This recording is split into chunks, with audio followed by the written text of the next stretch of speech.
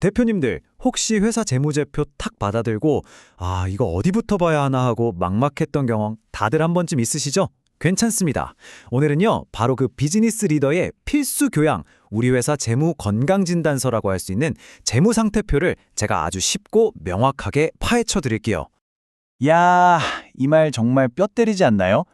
재무제표를 못 읽는 CEO는 까막눈과 같다. 그러니까 우리 회사 돈이 어떻게 돌아가는지 모르고 사업을 한다는 게 그만큼 위험하다는 아주 강력한 경고인 거죠. 자, 그럼 지금부터 저와 함께 이 재무 까막눈에서 한번 탈출해 보시죠. 네, 바로 사장님의 재무 까막눈 탈출입니다. 이제 더 이상 숫자에 기죽지 않고 오히려 숫자를 무기로 회사를 더 자신감 있게 이끌 수 있는 그 방법을 알려드리겠습니다.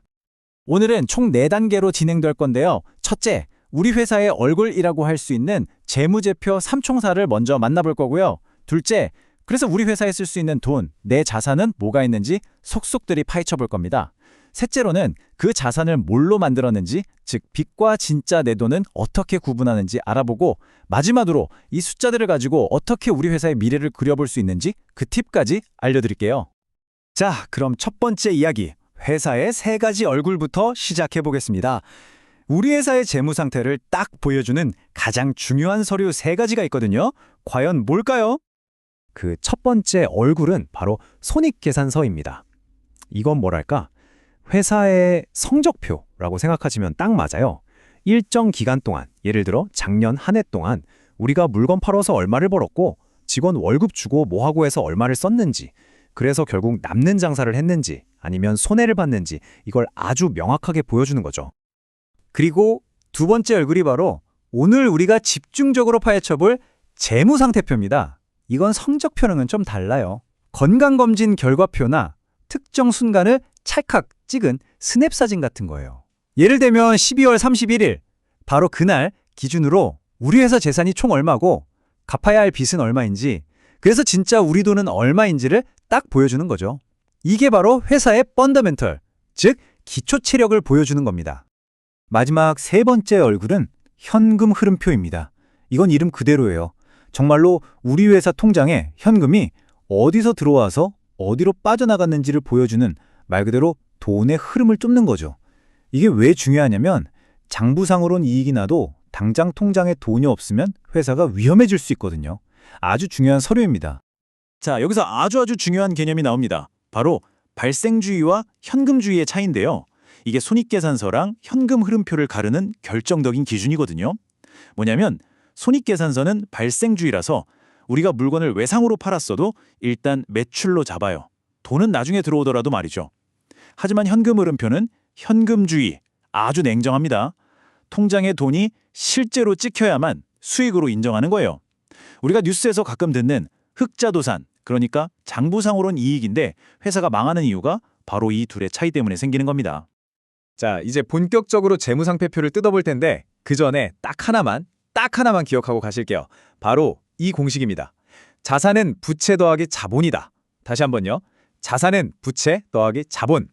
세상의 모든 재무상태표는요, 이 간단한 등식 하나로 설명이 끝납니다. 이게 바로 대원칙이고 모든 것의 출발점이에요. 꼭 기억하세요.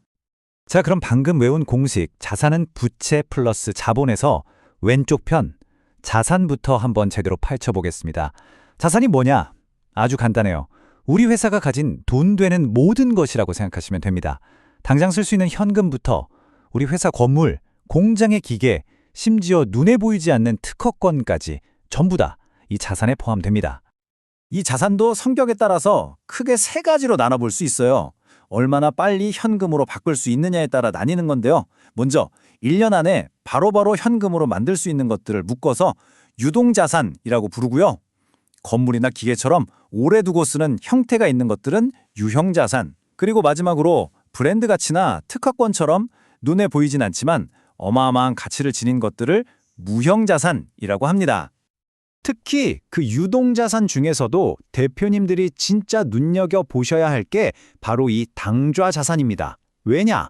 은행이나 투자자들이 이 회사 급할 때 돈 갚을 능력은 되나 하고 볼 때 제일 먼저 확인하는 게 바로 이거거든요.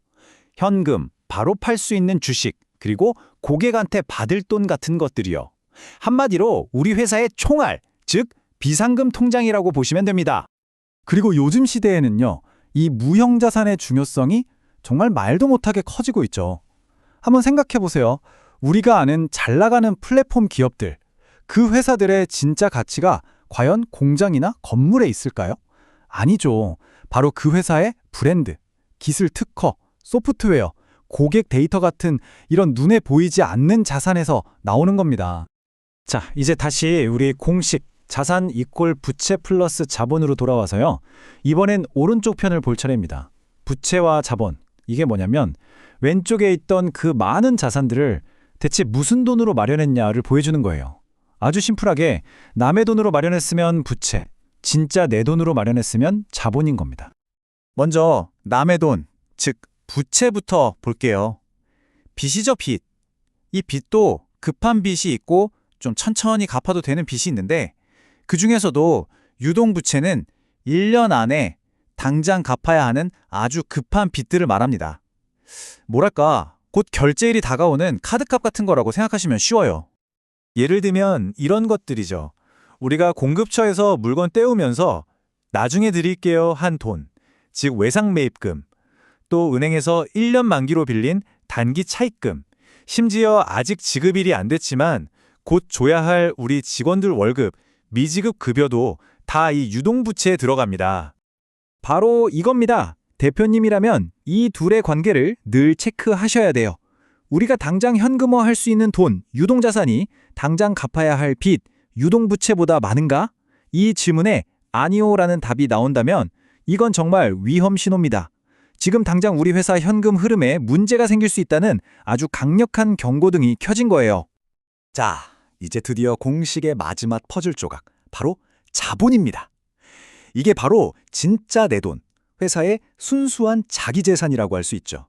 처음 주주들이 출자한 종잣돈인 자본금도 여기에 들어가고요. 더 중요한 건 회사가 설립된 이후부터 지금까지 열심히 장사해서 벌어들인 이익을 딴 데 안 쓰고 차곡차곡 쌓아놓은 돈, 바로 이익잉여금입니다. 이 이익잉여금이 바로 우리 회사가 얼마나 튼튼한지를 보여주는 진짜 근육이라고 할 수 있어요. 그런데 여기서 대표님들은 한 가지 딜레마에 빠지게 됩니다. 보세요. 은행 입장에선 이익잉여금이 두둑한 회사를 너무 좋아하겠죠. 아, 이 회사는 돈 잘 갚겠구나 하고요. 근데 주주들 입장은 좀 다를 수 있어요. 아니, 대표님, 그 좋은 돈을 왜 그냥 금고에 쌓아만 두세요? 그걸로 더 공격적으로 사업에 재투자해서 회사를 키우던지 아니면 우리 주주들한테 배당이라도 줘야 하는 거 아닙니까? 라고 물을 수 있다는 거죠. 이 안정성과 성장성 사이에서 줄타기를 잘하는 것, 이게 바로 경영의 묘미 아니겠습니까? 자, 이렇게 재무상태표의 큰 그림을 쭉 한번 훑어봤습니다. 자산, 부채, 자본. 이제 좀 감이 오시죠? 그럼 이걸 도대체 왜 알아야 할까요? 이걸로 뭘 할 수 있을까요? 핵심은 이겁니다. 재무상태표는 그냥 회계팀에서 만들어서 세무서에 내는 서류, 과거의 기록물이 절대 아니라는 거예요. 이건 우리 회사의 미래를 그리는 전략 지도입니다. 이 지도를 보면서 우리가 가진 자원으로 어디에 더 투자해야 할까? 이 정도 빚은 더 내도 우리 체력이 버틸 수 있겠는데? 성장을 위해 이걸 활용해 볼까? 같은 아주 중요한 의사결정을 내릴 수 있는 살아있는 도구라는 거죠. 그래서 마지막으로 이 질문을 한번 드리고 싶습니다. 지금 바로 우리 회사의 가장 최근 재무상태표를 한번 꺼내보세요.